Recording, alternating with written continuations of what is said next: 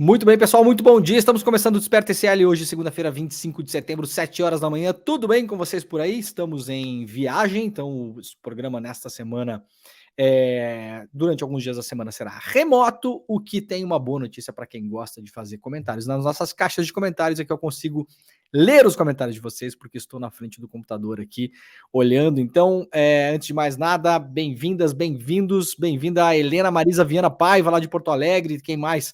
De Cariacica, o N Júnior, Maria Cristina Dória Costa, de Jaboticabal, São Paulo, uma galera já tá por aí, né? Ipiaú da Bahia, Jaime Alves, Niterói também, José Moraes, muita gente fora do Brasil também. A gente acaba pegando um público de brasileiros que moram fora do país por conta do horário também. Isso é muito legal. Muito obrigado você que tecla e que nos assiste de fora do país. Também tem gente de Salvador, Minas Gerais, João Pessoa na Paraíba, Uberlândia, Brasiliense, São Paulo, Curitiba, Sorocaba. Muito bem, rapaziada. Antes de mais nada, bom dia também para o pessoal que nos acompanha na rede, pessoal que nos vê pela televisão aberta na Bahia e em São Paulo, pela TV Quirimurê, também pela TVT e também, claro, o pessoal que nos ouve pela Rádio Brasil Atual. Fique por aí se você quiser. Você pode nos acompanhar pelo radinho, porque este programa também é um programa, como eu sempre falo, muito radiofônico, espero, né? Nós vamos aqui lendo as notícias do dia, a gente vai lendo notícias juntos, que é o nosso objetivo por aqui, e também, claro, para quem não consegue nos assistir, a gente vai tentando fazer uma audiodescrição o mais fiel possível do que a gente mostra na nossa telinha. Pessoal também de Campinas, São Paulo, todo mundo que nos acompanha aí nos canais do ICL, no canal do Eduardo Moreira e também no meu canal lá do YouTube, o canal do Leandro Demori. Tudo bem com vocês, pessoal? Tudo certo? Como passaram o final de semana? Bem, calor, né? Demais no Brasil todo. A gente vai falar sobre isso, aliás, aqui, né? Se vocês puderem se lembrarem, se consultaram também, digam quantos graus estava na cidade de vocês, para a gente ter uma ideia aí também. A gente tem um monitoramento feito pela imprensa, também pelos institutos de meteorologia, que mostram geralmente a temperatura nas capitais, né? Mas a gente acaba perdendo o interior do Brasil. Então, se você mora em qualquer cidade do Brasil e está acompanhando este programa, coloca no nosso chat aqui, para quem nos acompanha no YouTube, quantos graus estava na cidade que vocês moram, só para a gente ter uma ideia do tamanho do calor que está fazendo no Brasil. A gente está batendo recordes absurdos de temperatura, né? Lembrando que estamos ou estávamos em pleno inverno, agora a gente está começando a primavera apenas agora, né?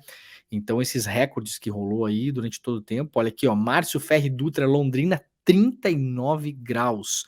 BH ontem, o Marcos Vinícius está falando para a gente aqui, 35 graus, 39 graus em Morretes, no Paraná, tá dizendo a Keia.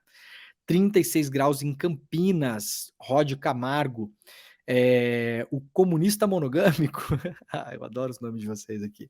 40 graus em Ribeirão Preto. Pedro Cabide, 39 graus. Não falou onde, Pedro? Onde você mora? Fala pra gente ter uma ideia.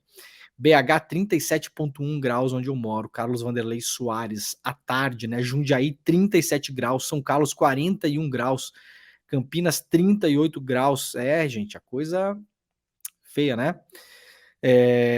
Luiz Agueiras, 34 graus ontem na região serrana do Rio de Janeiro, que costuma ter temperaturas mais amenas, né? Praia Grande, São Paulo, José Amaro tá falando que chegou a bater 41 graus. Pessoal, temperaturas de literalmente tirar o fôlego, né? Fabrício Santos dizendo aqui em Belém 38 graus é comum. Pois é, Fabrício, em Belém é comum, mas em várias cidades do Brasil onde está essa temperatura absurda não é nada comum, né?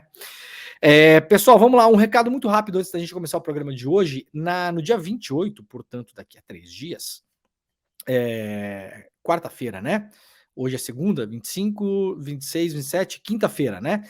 Quinta-feira, 28 de setembro, às 8 horas, a gente vai ter a nossa super aula, vai ser uma aula aberta, uma palestra, na verdade, da Monja Coen. Eu tenho anunciado isso na semana passada toda, vou falar para vocês agora no começo do programa e no finalzinho do programa eu dou mais um toque também, tá? Porque é uma aula que você tem que se inscrever, porque ela é de graça, tá bom? Então inscreva-se no icl.com.br/desperta, essa super palestra da Monja Coen sobre espiritualidade, claro, é a seara de conhecimento da monja, né? Mas é basicamente para a gente entender como lidar com os grandes males da pós-modernidade, principalmente a ansiedade e o estresse, que são grandes problemas da humanidade como um todo, né? A gente vive numa era de ansiedade extrema, né? Então, a Monja Coin vai trazer alguns conhecimentos para a gente nessa palestra que vai rolar no dia 28 às 8 horas, ao vivo, exclusivo e de graça, tá bom? Como eu sempre falo, essas palestras que estão rolando no ICL não são coisas que a gente pegou na internet, vídeo que já estava pronto, que foi remontado, nem nada. Não, a Monja Coin foi lá, parou para fazer uma super aula só pra gente aqui, pra gente sacar mais ou menos os caminhos da nossa mente e também conseguir entender de fato, né, o que leva à ansiedade e ao estresse, claro, na chave de leitura, principalmente do budismo, que é por onde a Monja Coin navega, tá bom? Então, uma das grandes estrelas da espiritualidade no mundo, né? Best-seller, vendeu o livro pra caramba, tem um séquito de seguidores,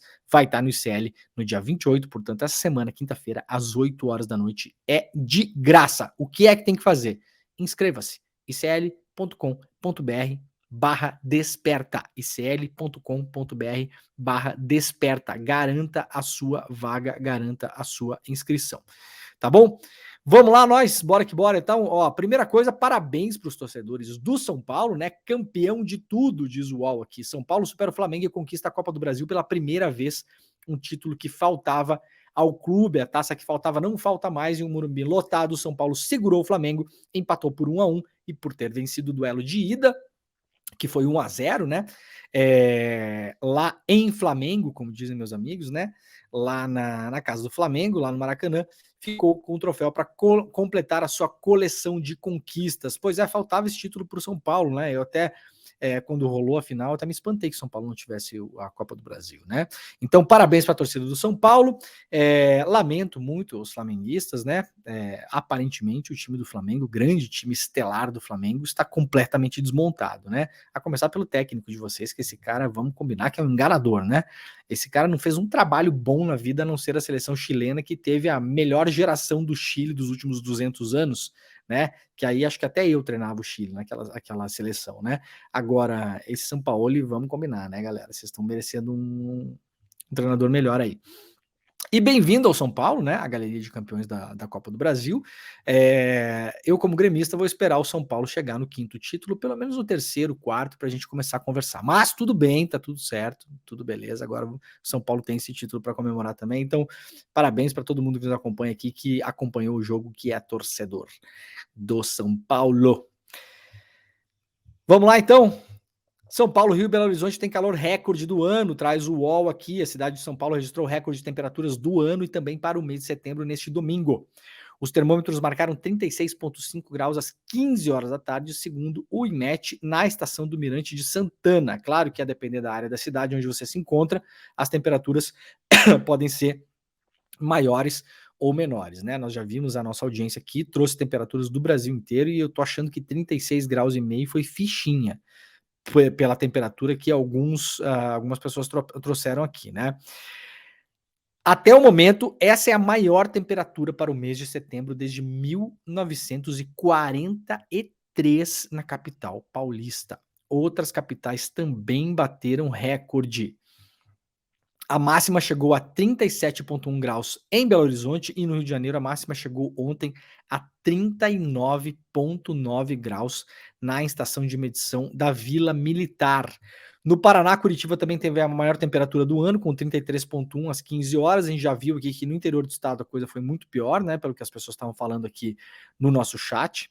E no total, 8 capitais tiveram temperatura acima dos 37 graus. Teresina, quase 40, Palmas 38,9, Goiânia 38,5, Cuiabá teve a temperatura mais alta, 40,6 graus a temperatura.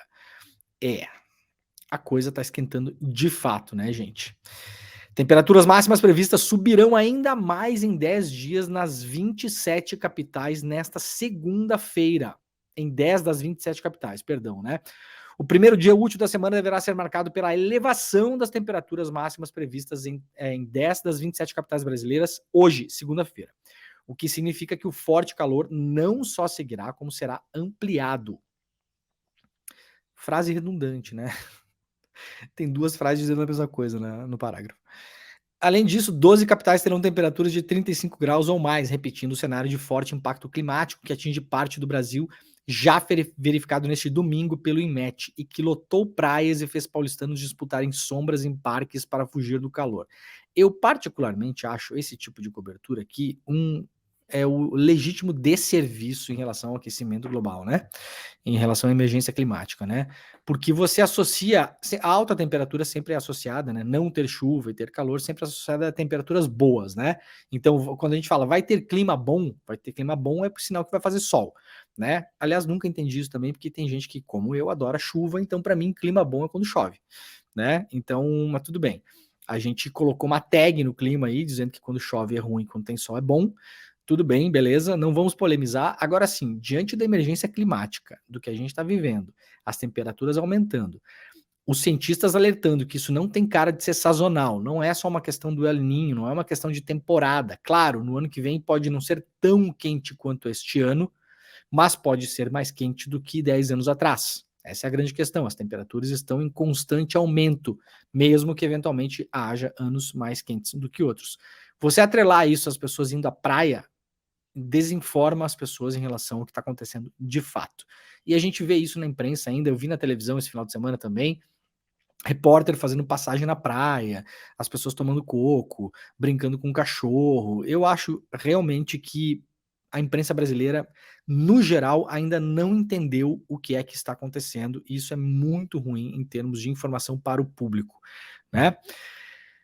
De acordo com o IMET, em duas capitais, Cuiabá e Palmas, as temperaturas poderão ultrapassar os 40 graus, atingindo 43 graus na capital mato-grossense e 40 graus na capital do Tocantins. Então, portanto, se você puder, proteja-se, evite ficar à luz do sol nesses horários mais quentes e aquela dica da mamãe de sempre, né? Use protetor solar. Aliás, eu já dei a ideia no programa aqui, espero que algum deputado, alguma deputada em algum momento pesque essa ideia. A gente precisa começar a pensar nisso, infelizmente, né? Um projeto de lei, alguma coisa que ou barateie extremamente, talvez com corte de custos, o custo do protetor solar, ou eventualmente até distribua protetor solar de graça nas farmácias populares. É uma coisa que a gente tem que começar a pensar. Protetor solar não é um cosmético, não é mais, tem que ser tratado como prevenção, como medicamento, né? É isso, ou a gente vai ver muita gente ficar doente, inclusive no limite com câncer por conta da exposição aos raios do sol em momentos como esse, e aí isso também em termos econômicos vai estourar no sistema de saúde, né? Então, eventualmente, talvez seja mais barato distribuir protetor solar para as pessoas do que a gente ter que tratá-las depois, né? E também por parte das empresas, né? O que as empresas estão fazendo para os trabalhadores que são expostos ao sol, né? Que hoje basicamente é todo mundo que tem que pegar busão, que tem que sair na rua, vai pegar sol em algum momento, né? Não é porque a pessoa não trabalha no sol que ela não está exposta ao sol. Então, abre-se uma grande discussão pela frente aí também, né? Número de pessoas atingidas por desastres ligados a chuvas em 2022 é o maior em 10 anos. O total de pessoas atingidas por desastres ligados a chuvas no Brasil e o número dessas ocorrências atingiu no ano passado seu ápice em 10 anos, mostram dados do Sistema da Defesa Civil Nacional. Foram quase 900 mil pessoas, considerando mortos, feridos, enfermos, desabrigados, desalojados e desaparecidos. 150% a mais em comparação a 2012. Então, de novo, mais do que dobrou o número de pessoas atingidas por eventos climáticos extremos ligados a chuvas de 2012 até 2022. A gente está falando, gente, de quase 1 milhão de pessoas, entre desaparecidos, desabrigados, desalojados, pessoas que ficaram feridas nesses desastres, pessoas que ficaram doentes por conta disso e também mortos.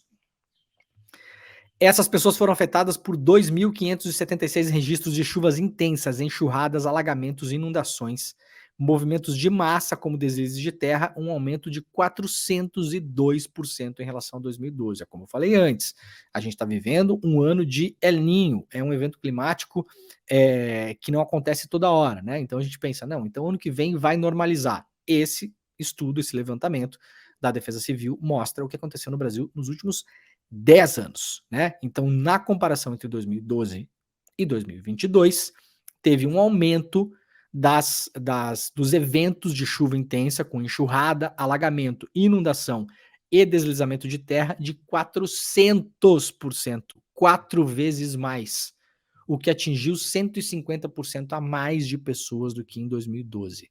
É muita coisa e não tem cara de que as coisas melhorarão, né? Então, de novo, eu vou falar o que eu falei quando aconteceu na semana da tragédia do Rio Grande do Sul. Como os governos estão se preparando para isso, porque até onde sabemos, não estão. Eu fiz o paralelo, inclusive, com o que aconteceu na Itália, de um evento que eu acompanhei em loco, que foi o terremoto na cidade de L'Aquila, em 2009. A Itália, assim como no Brasil, o gestor público pode alegar, não saberemos quando vai ter terremoto, né? No Brasil a gente pode falar também, né? Apesar de que não é o correto, porque a gente sabe quais são as áreas de risco, mas vamos admitir que, seja lá o governador, o prefeito, seja lá quem for, fale. Nós não sabemos quando vai ter deslizamento de terra ou inundação e tal. Bom, enfim, não se sabe em área de terremoto também quando vai ter. É impossível prever terremotos. Apesar de vários estudos, tem várias pessoas que já fizeram, né, tentaram, mas não é possível você prever um terremoto, saber exatamente onde vai acontecer, a magnitude e os estragos que vai ter. No entanto, vai acontecer o terremoto. No Brasil, a gente está vivendo agora, a partir de agora, a mesma situação. Não é possível saber onde vai ter alagamento, onde vai ter deslizamento de terra, onde vai ter gente precisando de ajuda, mas a gente sabe que isso vai acontecer. Como estão se preparando os governos? Em um dia e meio, na cidade de L'Aquila, o governo montou uma superestrutura na época. E aqui eu estou falando de governo Berlusconi, mas não é nem o caso, porque era um governo, é um país que está preparado para isso. Montou uma cidade com barracas, tinha lá palhaço para cuidar das crianças, tinha comida, tinha água potável, tinha tudo, tudo. Os caras fizeram uma microcidade de barracas imediatamente. No Brasil, nós ainda vemos as cenas das pessoas abrigadas em ginásios municipais é, de qualquer jeito, né? Então, de novo, como as defesas civis, como o corpo de bombeiros, como o nosso exército, né? Não é para isso que o exército serve também? Como estão se preparando para o que irá acontecer. Até agora, a gente não viu absolutamente nada e tudo fica para quando acontece. E aí nós vimos o que aconteceu no Rio Grande do Sul, a demora para acontecer tudo, né? Vamos lá, revista Fórum. Vocês nunca imaginaram eu ouvir falar do programa A Fazenda neste programa aqui? Então o Desperta hoje vai falar de A Fazenda, porque no programa A Fazenda, a jornalista Raquel Sherazade, para quem não sabe, a Raquel Sherazade está participando do programa Fazenda, né? Revelou ligações do Bolsonaro e ameaças do véi da van, né? O Luciano Hang, também conhecido como véi da van. A jornalista Raquel Sherazade, conhecida por sua atuação como apresentadora no Jornal do SBT, trouxe à tona detalhes surpreendentes sobre sua saída da emissora em uma conversa no reality show A Fazenda. A jornalista alega ter sido escoltada pela Polícia Militar e pela Polícia Rodoviária Federal após seu desligamento e aponta o dedo para o maior patrocinador da emissora como responsável pela sua demissão. Sherazade descreveu um cenário de influência política nos bastidores da mídia que afetou diretamente sua carreira. Aí disse a Sherazade nesse vídeo que foi filmado lá dentro do reality show, né? O presidente da República, portanto, Bolsonaro, ligava reclamando. Secretário de comunicação do governo passado ligava para a emissora, disse a jornalista. Na conversa também são citados os ex-secretaria de comunicação do Bolsonaro, Fábio Weingarten, e o genro do Silvio Santos, Fábio Faria, que era ministro das comunicações do Bolsonaro. Em um contraste marcante com uma entrevista concedida em 2021, onde Sherazade mencionou que Luciano Hang, fundador da Van, havia pedido sua cabeça, a jornalista agora revela que o cenário se agravou. Segundo ela, só tinha patrocínio ali. E ele pediu, só tinha patrocínio ali no jornalismo do SBT, é o que está falando a Sherazade, e o Luciano Hang pediu a cabeça dela, né? As declarações de Sherazade trazem à tona a discussão sobre a influência dos patrocinadores na programação e no conteúdo editorial das emissoras de televisão. Ela afirma que quando Hang pediu sua demissão, já sentia que algo estava prestes a acontecer. E aí disse a Sherazade no programa: ele é um dos maiores patrocinadores do SBT e de outras grandes emissoras também. Então ali eu já sentia alguma coisa. Bom, nada que seja surpreendente, né? Em se tratando da influência do patrocínio de empresas privadas na televisão, mas surpreende muito a questão do Bolsonaro, que sempre foi o cara que se disse perseguido pela imprensa, né, o outsider, o cara que não tinha nenhuma rede de televisão a seu favor. Sabemos e vimos isso durante o governo Bolsonaro, principalmente Jovem Pan, em uma certa medida, uma boa medida CNN, mas também Rede Record e SBT se tornaram basicamente redes bolsonaristas. Vou lembrar vocês, para quem não acompanhou, na eleição de 2018, eu cheguei a publicar na época uma reportagem mostrando que tinha uma influência extrema na campanha. Bolsonaro não era nem presidente ainda. Na campanha, da campanha do Bolsonaro, do bolsonarismo como um todo, dentro do portal de notícias da Rede Record, o R7. Não se falava mal do Bolsonaro no R7, isso era uma dinâmica que acontecia na redação. A redação sabia e essa era a instrução geral. E quando se pudesse demonizar a campanha do Fernando Haddad, se fazia isso dentro do portal R7, que era o portal da Rede Record. Então, muito antes ainda do Bolsonaro virar presidente, esses barões da mídia, principalmente o Edir Macedo e o Silvio Santos, já se alinharam ao bolsonarismo, né? Então, o que a Sherazade conta aqui não tem nada de novo, mas é importante, é um depoimento em primeira pessoa, porque era alguém que estava lá dentro quando as coisas aconteciam. Gente, olha só quem reapareceu, o Queiroz. Lembram dele? Eu tenho uma pena do Queiroz, gente, vocês não sabem por quê, sabe? Porque assim, o Queiroz, ele tava lá com o Bolsonaro, quando o Bolsonaro não era ninguém ainda, né, gente? Tava lá contando dinheiro de rachadinha, entendeu? Pagando escola do filho na boca do caixa, pegando fila, né? No sol, na chuva. Coitado do Queiroz, né? E aí, quando o Bolsonaro ganha a presidência, que vem assim o bolo grande mesmo, né? Aí sai o Queiroz e entra outros personagens, gente. Aí entra Mauro Cid, aí entra o Cid Lorena, que é o pai do Cid, né? Aí entra toda uma outra galera e o Queiroz, coitado, ficou jogado num canto, né? E o Queiroz reapareceu agora na imprensa, estava sumido fazia um tempo, né? Notícia publicada pelo repórter Ricardo Chapola na Veja, Queiroz critica a família Bolsonaro e diz que disputará eleições de 2024. Para eles, eu sou um leproso, afirma amigo do presidente, eu diria que ex-amigo, né? Que planeja disputar o cargo de vereador no Rio de Janeiro. Tá aí o Queiroz, né?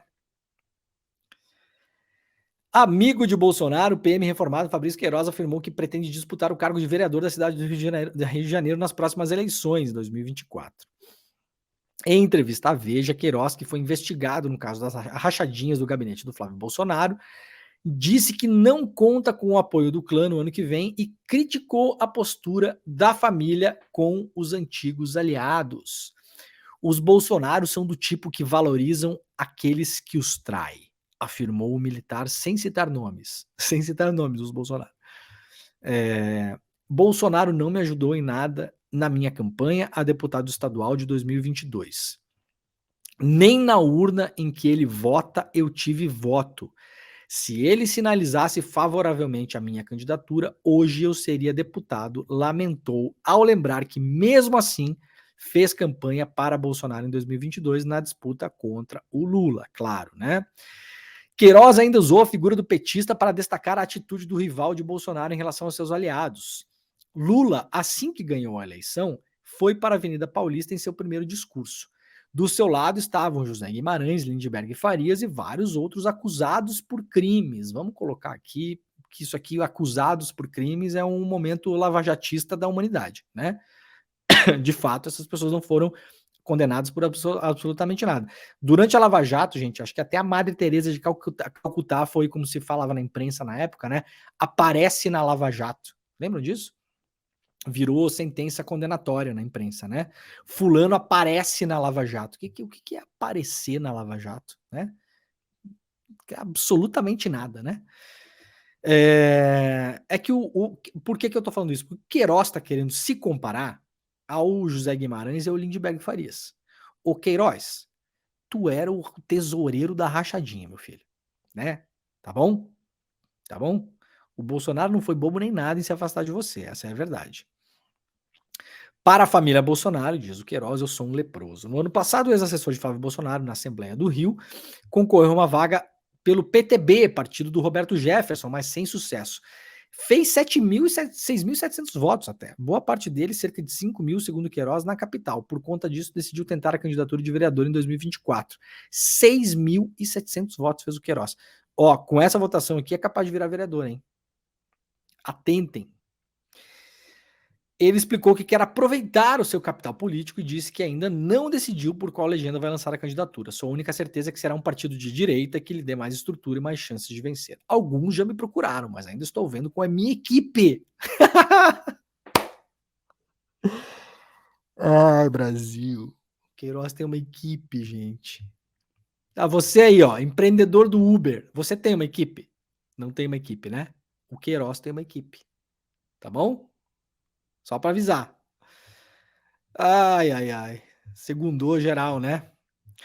Olha aqui que notícia boa trazida lá pelos amigos da Fórum. Padre Júlio Lancelotti recebe medalha de Flávio Dino. A medalha da Justiça, né? O ministro da Justiça, Flávio Dino, prestou uma emocionante homenagem ao padre Júlio Lancelotti em reconhecimento à sua incansável dedicação à causa da justiça social.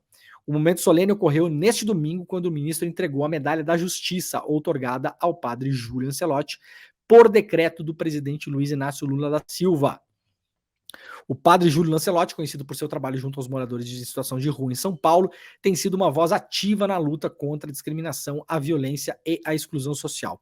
Sua atuação incansável inspirou não apenas a comunidade religiosa, mas toda a sociedade a se engajar na busca por uma sociedade mais justa e solidária. Realmente é um exemplo, né, que fazia tempo que a gente não via, principalmente na igreja. O som, né? Vocês estão conseguindo acompanhar aqui, ó, o Flávio Dino entregando a homenagem, né? E o Júlio Lancelotti, de fato, hoje em dia é como se diz uma mosca branca na Igreja Católica. A gente vê do lado dele ali o Dom Odilo Scherer, que na semana passada, inclusive, estava tuitando e retuitando o Hélio Negão, né? E tô falando Hélio Negão porque é o nome que o cara usou na urna, né? O Hélio Negão, para quem não lembra, era o cara que era o Aspone do Bolsonaro, né? O cara que estava sempre atrás do Bolsonaro como papagaio de pirata, e esses dias estava tuitando contra a decisão do STF que pode ser tomada nas próximas semanas em relação ao aborto, e estava ali o Dom Odilo Scherer retuitando o Hélio Negão, tá? Não vamos esquecer nunca, gente, para quem não acompanhou, eu só quero relembrar aqui ou informar vocês que esse esquema todo da extrema direita que a gente viu vicejar no Brasil nos últimos anos, né? Ele chega no Brasil nesse formato de guerra cultural, como a gente viu, né? Você pegar essas grandes pautas moralistas, né? Essas pautas de costumes, como se chama, né? Grosso modo, a pauta do aborto, a pauta do casamento de pessoas do mesmo sexo, a pauta das drogas, enfim, essas pautas todas, né? O negócio da família, né? O pela liberdade, pela pátria, pela família, a parte do pela família, tá? Isso chega no Brasil em 2013, eu fiz uma reportagem sobre isso, publicada em 2021. Isso chega ao Brasil em 2013, pelas mãos de um espanhol chamado Inácio Arzuaga. O Arzuaga era um cara que tinha uma ONG na Espanha chamada Citizen Go. Esse cara traz para o Brasil essa ideia de guerra cultural.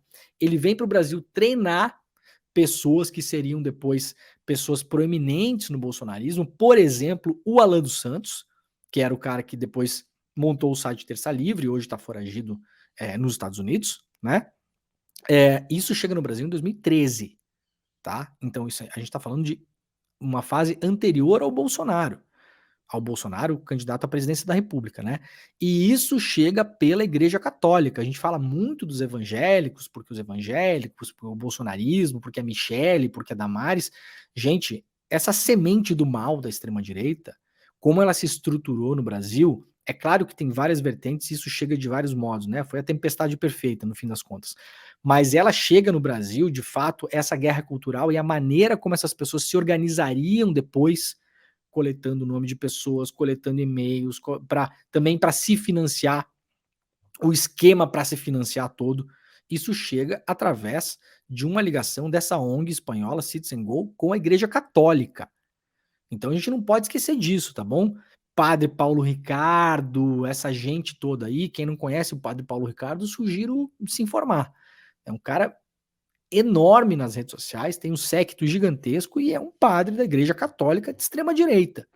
O Alan dos Santos foi coroinha do Padre Paulo Ricardo, vocês sabiam? O Alan dos Santos, um blogueiro, foragido, que está nos Estados Unidos hoje, o cara do Terça Livre, que, que, que foi arrolado no inquérito das fake news e tudo, o Alan dos Santos era coroinha da Igreja Católica Apostólica Romana.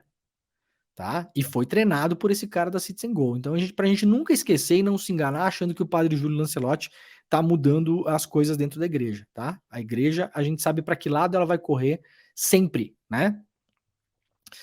Mas muito merecida a homenagem aí ao padre Júlio Lancelotti. Vamos lá, ó, eu não vou conseguir ler essa matéria toda, mas eu sugiro para vocês que leiam pela curiosidade no geral, mas também porque é de fato como direi, uma fotografia dos nossos tempos, tá? Reportagem publicada pelo Metrópolis, assinada pelo repórter Fábio Matos. Ozempic, esse remédio que tá muita gente usando agora aí para perder peso, né? Virou a grande febre mundial. Eu achava que era coisa só do Brasil, mas não é. É uma febre mundial esse remédio. Como o remédio que faz emagrecer está engordando a economia. Olhem isso aqui, que loucura. Esse Ozempic já está sendo considerado por muita gente da indústria farmacêutica como o remédio de maior sucesso da história. Da história. Mais do que o Viagra. Lembram que o Viagra foi o grande, né? Teve um outro também para combater colesterol, né? Teve o Prozac, que foi o grande remédio dos anos 70 aí, né? 80, né? O Prozac ficou muito famoso, muito rápido. Fez muito dinheiro, óbvio, né? Teve um outro também que era o Lipitor, que era um remédio para colesterol alto, e o Viagra foi a grande vedete dos últimos anos da indústria farmacêutica, né? Ficou super famoso no mundo todo e, obviamente, rendeu bilhões e bilhões e bilhões de dólares. Agora, imagina-se que esse Ozempic, ele pode passar o Viagra tanto em faturamento, quanto em até tirar o Viagra do posto do medicamento mais famoso, né, de maior sucesso da história, da história. E aí, olhem que loucura isso aqui para vocês terem uma ideia, tá? Eu peguei uns trechos da matéria aqui para a gente ter o tamanho da dimensão que essa coisa tá chegando, ó. Embalada pelo sucesso do Ozempic, a dinamarquesa Novo Nordisk, que é a indústria que fabrica o medicamento, né, assumiu no início de setembro o posto de empresa mais valiosa da Europa, desbancando o conglomerado de luxo da Louis Vuitton, que já era um negócio absurdamente ultra, mega, hiper valorizado. A farmacêutica é avaliada hoje, atenção nisso aqui, que isso aqui é chocante de fato. Mostra como está a correlação de forças no mundo que a gente vive, né? A farmacêutica que produz esse medicamento, ela é avaliada hoje em 430 bilhões de dólares. Ela está sediada na Dinamarca e o PIB da Dinamarca é de 395 bi. Ou seja, ela está avaliada hoje em um valor superior ao PIB do país que a abriga, né? E que no limite, obviamente, em sendo a Dinamarca, deve ter rolado muito dinheiro público para produzir esse medicamento, né? Então, gente, é uma loucura. Olha só isso aqui, ó. No primeiro semestre, a economia dinamarquesa avançou 1,7% na comparação anual. Projeções apontam que, atenção, sem o bom resultado da indústria farmacêutica, atribuído, claro, em grande parte ao Ozempic, o PIB do país teria recuado 0,3% no período. Recentemente, o Ministério da Economia daquele país dobrou a estimativa de PIB, esperando para 2023 um PIB de 1,2%. A Europa não cresce mais, né? É impressionante. No relatório em que as projeções foram revisadas, a Novo Nordisk é mencionada 30 vezes. Vocês têm ideia do que é isso? Um medicamento está alterando o PIB de um país, né? E mostra, como eu falei, a correlação de forças como a gente vive hoje nas democracias do mundo, né? As empresas privadas cada vez mais são as donas reais do parquinho com esses faturamentos absurdos que, obviamente, no fim das contas, a gente vê essa notícia, parece incrível, né? Agora, esse dinheiro vai para onde? A gente sabe, né? No fim das contas, essa montanha de dinheiro vai parar na mão de meia dúzia de pessoas, concentrando ainda mais renda e poder no mundo todo, né? E aí, quando tiver um problema no parlamento da Dinamarca, tiver que passar uma lei para não sei o quê, para aquela coisa que prejudica a fabricante do Ozempic, a boa vontade, entre aspas, vai estar instalada no parlamento e a gente sabe para que lado os votos correm, que é o mesmo lado para o que o dinheiro corre, né? Então, quem quiser ler mais sobre isso, é uma matéria curiosa, né? Eu li no final de semana aí. Gente, rapidamente, notícias da Itália. Morreu o mais famoso mafioso ainda vivo na Itália, né? O último, digamos, o último mafioso de uma série de mafiosos que vem aí desde os anos 70, 80, 90, causando muita mídia na Itália, né? Já tinham morrido nos últimos anos os dois principais mafiosos da Cosa Nostra, que eram o Totò Riina e o Matteo e o Bernardo Provenzano, e agora morreu o Matteo Messina Denaro. Para quem não lembra, o Matteo Messina Denaro foi preso no ano passado, teve bastante notícia no Brasil em relação a isso também, porque ele ficou 30 anos foragido, né? E, como todo bom mafioso, ficou foragido perto da casa dele, né? Ele foi preso literalmente na cidade onde ele sempre morou, né? Então não é um cara que ficou foragido que foi morar no Brasil, como muitos mafiosos italianos fizeram. Não, o cara estava foragido do lado de casa, né? E que era o que suspeitava sempre, né? Ele foi preso no ano passado quando ele estava indo numa clínica para tratar um câncer e agora da cadeia morreu por conta justamente desse câncer. Esse é um dos caras envolvidos em todos os atentados mafiosos que aconteceram na Itália, principalmente nos anos 80 e nos anos 90, culminando com a morte de dois importantes juízes italianos, né? O Giovanni Falcone e o Paulo Borsellino, né? O Matteo Messina Denaro era o cara que estava envolvido nesses atentados também. Hoje termina o velório do Giorgio Napolitano, faleceu também na Itália, né? O ex-presidente italiano, né? Hoje o local onde ele está sendo velado foi aberto na Itália às 10 horas, né? Da manhã, e será definitivamente fechado às 16 horas, às 4 horas da tarde, portanto, o Giorgio Napolitano, que foi um presidente bastante decente da Itália, perto de toda a loucura que é a política italiana, né? Já tinha lá os seus 90 anos, eu acho, né? Eu não cheguei a olhar aqui. Deixa eu ver se tem a idade do Giorgio Napolitano. Não tem idade nessa matéria aqui, mas eu acho que o Giorgio Napolitano já estava com uns noventinha já.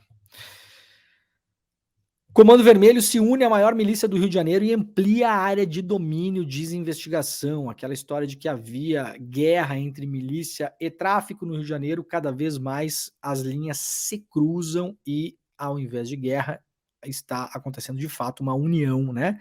As milícias defendidas pela família Bolsonaro, que aliás queria legalizar as milícias, né? Lembrem-se disso, né? A família Bolsonaro queria instituir um projeto de lei para legalizar as milícias. Não esqueçam disso. Perdão. O Comando Vermelho se aliou com a maior milícia do Rio de Janeiro e expandiu a sua área de domínio para a zona oeste da capital fluminense, segundo a Polícia Civil. Os primeiros indícios da nova aliança do crime organizado surgiram no começo do ano. Investigações da polícia indicam que o Comando Vermelho passou a atuar na Gardênia Azul, que é um reduto tradicional da milícia na zona oeste do Rio de Janeiro.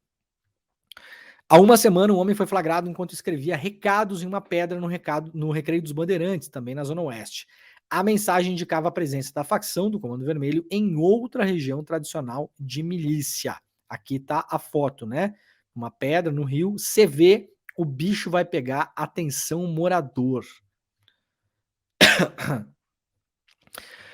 A Draco, delegacia especializada em ações de grupos paramilitares, diz que a aliança envolve a cúpula do Comando Vermelho e a milícia. A disputa por território deixou ao menos 20 mortos na Gardênia Azul e no Recreio dos Bandeirantes neste ano, segundo a Polícia Civil. Então, estamos vendo de fato, né? Já vinha acontecendo há um bom tempo, já havia boatos de fato de que isso estava acontecendo, mas agora as investigações da Polícia Civil estão solidificando a ideia de que milícia e tráfico não são coisas mais diferentes. Antigamente havia milícias que não faziam tráfico de drogas, mas isso faz bastante tempo, inclusive, né? Tinham a fama de chegarem nas comunidades e expulsarem o tráfico, né?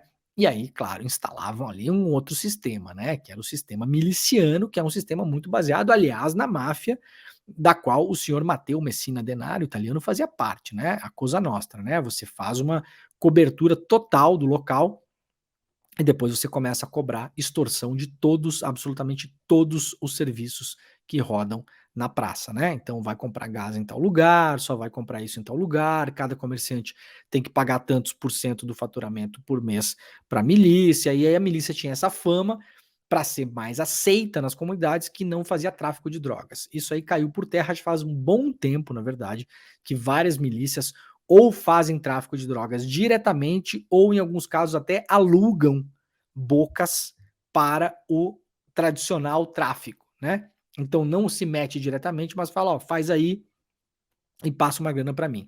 Agora, aparentemente, essas facções criminosas estão se juntando de fato, né? A ver como as coisas andam daqui para frente. O Evo Morales anunciou candidatura à presidência da Bolívia em meio a tensões no próprio partido. O ex-presidente Evo Morales anunciou nesse domingo sua candidatura à presidência da Bolívia nas eleições de 2025, em meio a crescente tensão com o governo de seu herdeiro político e atual chefe do executivo boliviano, o Luiz Arce. Decidimos aceitar os pedidos da nossa militância e de tantas irmãs e irmãos para ser candidato à presidência da nossa querida Bolívia, disse o Evo Morales, 63 anos, nas suas redes sociais. O ex-presidente que liderou a Bolívia de 2006 a 2019 disse ter sido obrigado a anunciar a candidatura devido a ataques feitos pelo atual governo que atentam fisicamente contra a sua vida.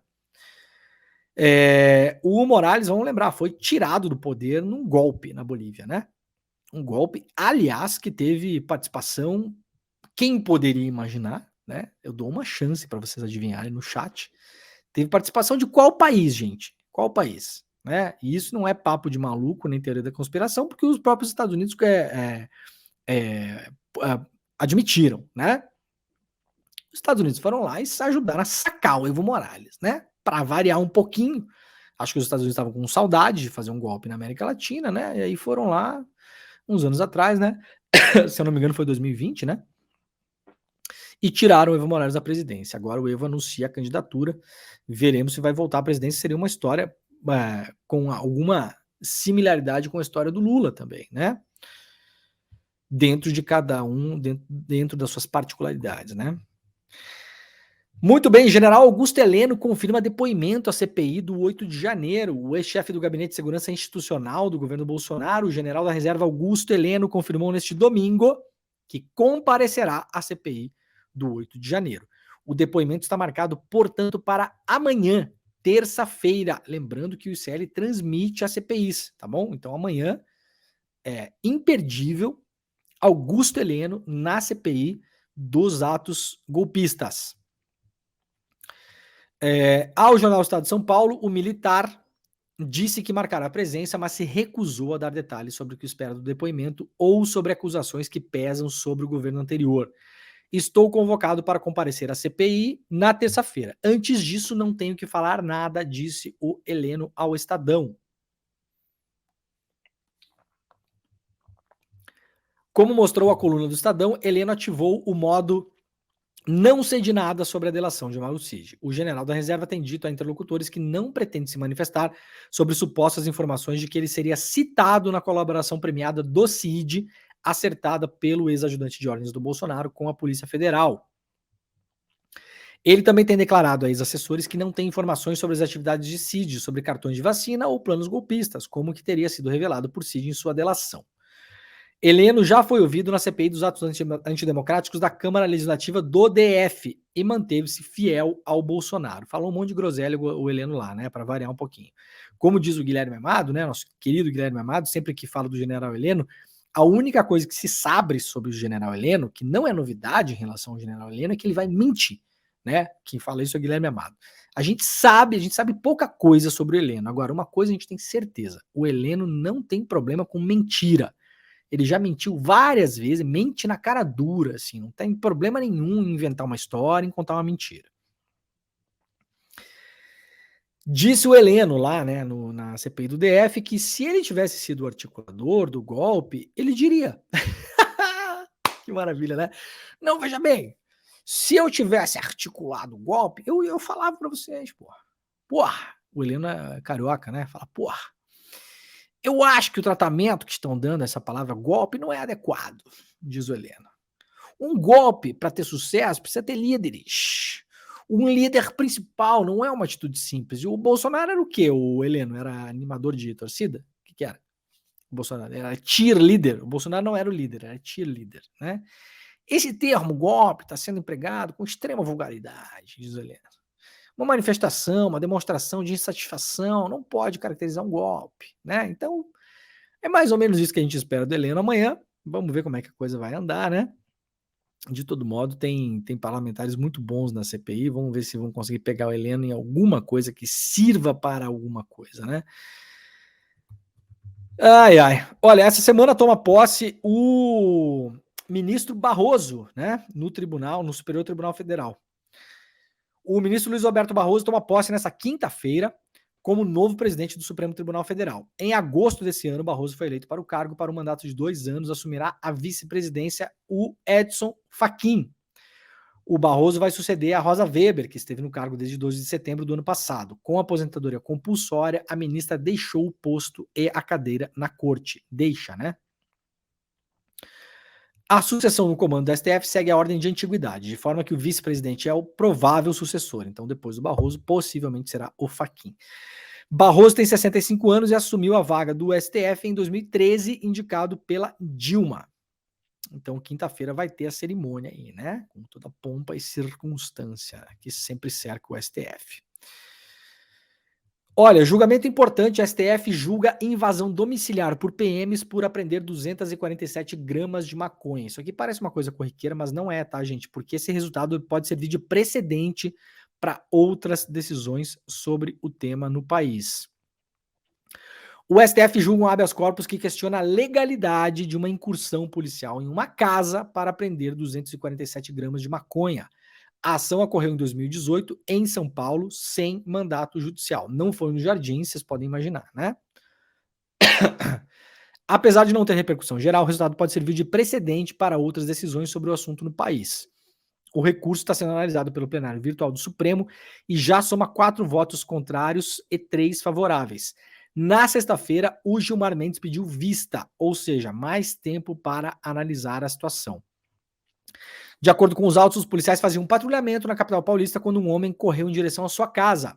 Depois de notar a presença da viatura, o comportamento foi considerado suspeito pela polícia e usado para justificar a situação de flagrante que levou à invasão domiciliar.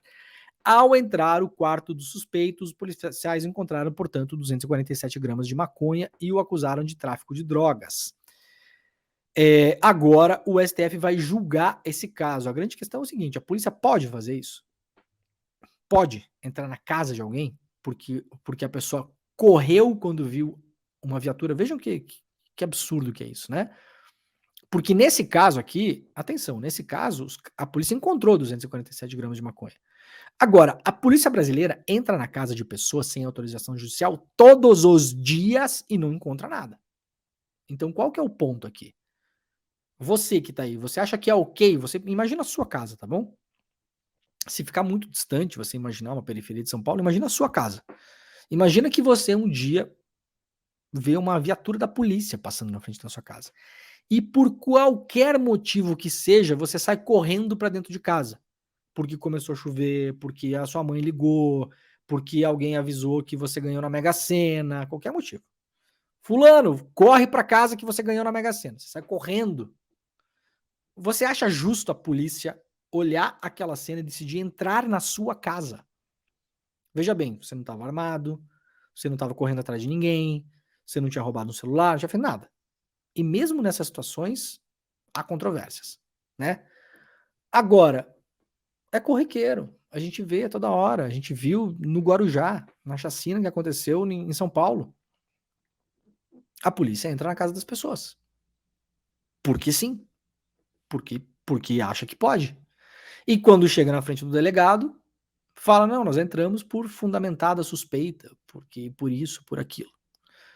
E quando chega na hora de na frente do juiz, em geral, os juízes acham ok, porque a palavra do policial tem mais peso do que a palavra do cidadão comum nessas questões.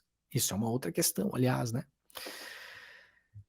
Então, o STF está se debruçando sobre isso. Vamos ver quanto é que está o 4 votos contrários e 3 favoráveis. Está bem apertado, né? O Gilmar Mendes, portanto, pediu vista e isso deve ficar parado por um tempo agora.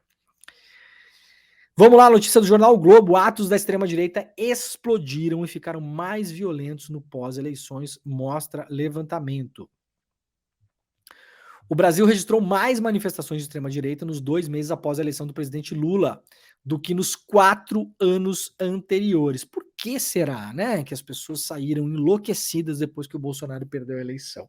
Será que é porque o Bolsonaro falou que aquilo era uma fraude? Será que é porque o Bolsonaro queria dar um golpe? Será? Será? Eu fico pensando. Eu, general Heleno, será? Isso aqui é uma boa questão para fazer pro Heleno amanhã, né? Os parlamentares que acompanham esse programa, que são vários.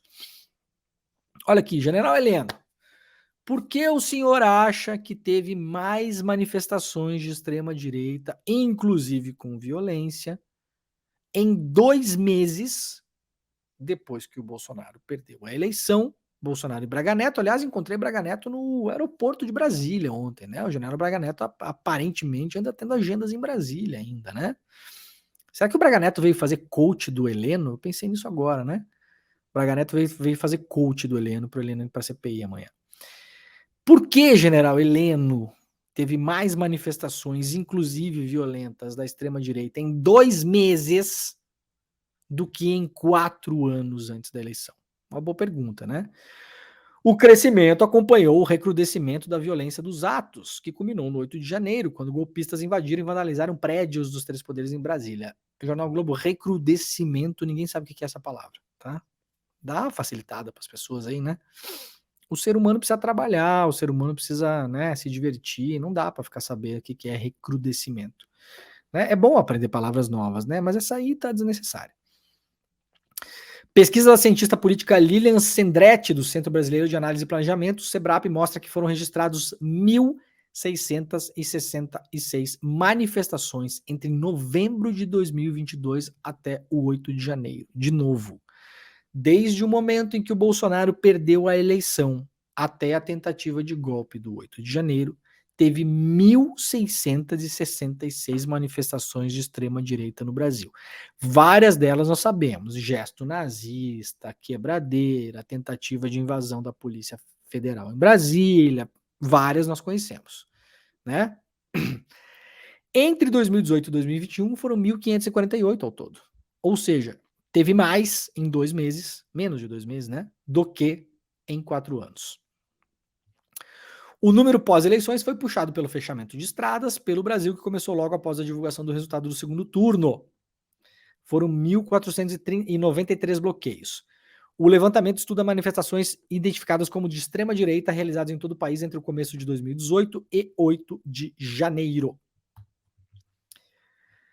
Estados e prefeituras contrariam o TCU e ocultam gastos de 5,4 bilhões nas tais das emendas PIX. Olha aqui o legado do Bolsonaro. E se a gente não prestar atenção, isso vai continuar existindo, tá bom? Fica a dica. Gestores públicos beneficiados com indicações de parlamentares, né? O tal do orçamento secreto, que depois virou emenda PIX, e não sei o que, vai mudando de nome, no fim das contas é tudo a mesma coisa, né? Prestaram contas de apenas 6% dos recursos transferidos de 2020 a 2022. Qual o problema disso, gente? Rapidamente estamos indo para o final do programa, daqui a pouquinho tem CL Notícias, primeira edição, você fica aí porque começa nesse mesmo link, tá?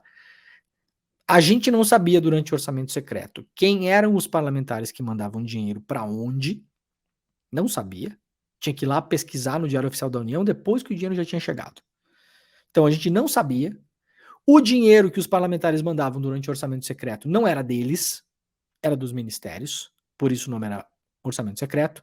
Não era verba parlamentar, era uma verba negociada na escuridão ali, no escurinho do cinema, entre a Câmara e ministérios. Chegava lá para o ministro e falava: ministro, sabe esse dinheiro que o senhor tem aqui, tantos bilhões? O ministro fala: sei, isso aqui é para comprar computador para a escola. Mas por quê? Porque tem uma definição técnica que nós fizemos um estudo e chegamos à conclusão, né, cientificamente, que precisamos comprar computadores.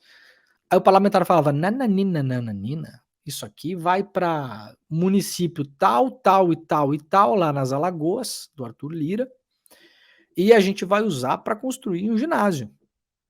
E era assim que era feito o orçamento secreto. Qual o resultado disso? Parte do orçamento secreto também é conhecido como emenda PIX, né? Qual o resultado? Apenas 6% dos recursos transferidos tiveram prestação de contas para o TCU. O que é que isso indica? Que várias prefeituras não querem prestar contas porque há problema nas contas. Olha o trabalho que o tribunal vai ter agora para ir atrás desse dinheiro todo. A maior parte já sumiu, obviamente, né? E se não abrir o olho, isso aqui vai continuar assim, hein, governo? Atenção. Atenção que essa notícia aqui pode ser republicada daqui a um ano, né? Bom, gente, ó, rapidamente indo para os Estados Unidos, do piquete ao palanque, onda de greves nos Estados Unidos chega a corrida pela Casa Branca. De roteiristas a funcionários de montadoras automobilísticas, mais de 350 mil pessoas, trabalhadores nos Estados Unidos já cruzaram os braços nos últimos meses, reivindicando melhores condições de trabalho e um momento de alta do sindicalismo. Você que é brasileiro, que reclama, que vai ter que pagar ou não sei o que do sindicato e tal, e fica sempre passando paninho para os Estados Unidos, então agora tem que copiar o papai e tio Sam, porque nos Estados Unidos o sindicalismo tá na moda, tá bom? Tá na moda. Para quem gosta dos Estados Unidos, agora tem que virar sindicalista, né? Não adianta gostar para ir lá só ficar puxando a orelha do Mickey, tá bom? DCM, Trump tem 51% das intenções de voto nos Estados Unidos e Biden tem 42%. Saiu uma pesquisa nos Estados Unidos essa semana. Por isso também que o Biden está se voltando para os trabalhadores. E nisso faz sentido o discurso que ele fez junto com o Lula em relação aos trabalhadores. Biden está desesperadamente procurando uma plataforma política para a eleição, tá bom? Não é porque ele gosta do Brasil, não é porque ele gosta da gente, não é porque ele gosta de você que trabalha aí numa empresa também, tá bom? Porque não gosta, porque ele nem conhece você, na verdade, tá? Bom, para fechar o programa de hoje, uma notícia. Eu vou ter que ler isso, tá? Mas é porque é verdade. Carlos Bolsonaro quer que mulheres estupradas ouçam o coração do feto antes do aborto legal. Gente, essas pessoas estão sem plataforma eleitoral no Brasil também, eles vão voltar para esse tipo de coisa, tá bom? Um projeto de lei apresentado em março por Carlos Bolsonaro na Câmara de Vereadores do Rio de Janeiro, onde ele nunca aparece, aliás, quer obrigar equipes médicas a fazer com que mulheres vítimas de estupro ouçam o batimento cardíaco do feto antes de optar pelo aborto legal. A proposta foi copiada de uma lei que passou a vigorar na Hungria, proposta pelo Viktor Orbán, que é um líder de extrema direita. No país, o aborto foi legalizado na década de 50 e, segundo a Anistia Internacional, a medida tende, obviamente, a traumatizar ainda mais as mulheres em situações difíceis. Espero que os vereadores do Rio de Janeiro mandem isso literalmente para a PP, né? E olha, ano que vem tem eleição, né? Vamos ver se esse estrupício desse Carlos Bolsonaro vai concorrer de novo, né? Bom, gente, eu tinha uma outra coisa para falar aqui, mas não vai dar tempo no programa de hoje. Quero me despedir da nossa rede, aliás, muito obrigado pessoal da TVT, pessoal da Rádio Brasil Atual e pessoal da TV Quirimurê, tá bom? Obrigado, nós voltamos amanhã. Mas eu volto a esse tema amanhã, eu separei um vídeo e uma notícia interessantes para a gente analisar como os Faria Limers enxergam o mundo que os cerca, né? As pessoas que servem essas pessoas. Mas não vai dar tempo. Ó, pessoal, está acabando o programa de hoje. Muito obrigado pela audiência de todas e de todos. Tivemos hoje aí 15 mil pessoas nos acompanhando, né? Uma audiência excelente, mas mediana. Não estou feliz com essa audiência, então vocês, por favor, compartilhem esse programa, né? A gente já está com uma audiência muito boa aqui, tem muita gente nos acompanhando. A nossa média aqui é 15, 16 mil pessoas todos os dias. Se tem dias que o tema está um pouco mais quente, tem mais gente, né? Mas, por favor, você que acompanha este programa, faça o seguinte: se você mandar o link para uma pessoinha só, uma pessoinha, tem 16 mil, tem 15 mil pessoas aqui. Se você mandar para uma pessoinha, amanhã vai ter 30 mil pessoas, né? Veja como a matemática é bonita, é bela, né? Claro que não terá esse efeito, mas muito obrigado se você puder compartilhar este programa, tá bom? Um beijo para todo mundo, dedo no like, quem tá por aí ainda, e amanhã de manhã, às 7 horas da manhã, estaremos de volta. Este foi o Desperta ICL. Segunda-feira, 25 de setembro, vai começar agora o ICL Notícias, primeira edição. Um beijo e tchau para todo mundo. Monja Coen é uma missionária zen budista que, depois de viver 12 anos no Japão, voltou para o Brasil para espalhar seus ensinamentos. Ela já escreveu mais de 20 livros que venderam mais de 1 milhão de cópias e vai estar com o ICL no dia 28 de setembro para conversar sobre como vencer o estresse e a ansiedade. Um encontro imperdível e que, para você participar, é só clicar no link aqui em cima ou aqui embaixo e se inscrever gratuitamente.